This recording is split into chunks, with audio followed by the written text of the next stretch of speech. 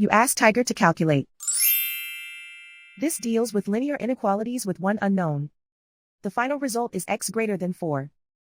Let's solve it step by step. Group all constants on the right side of the inequality. Add 13 to both sides.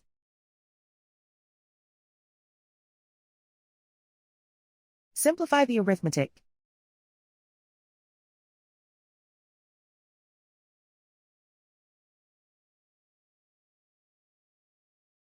Isolate the x. Divide both sides by 5.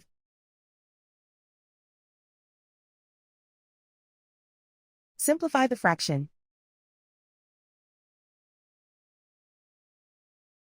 Find the greatest common factor of the numerator and denominator.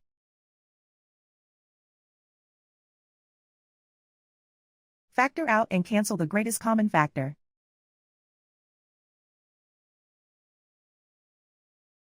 Plot the solution on a coordinate grid.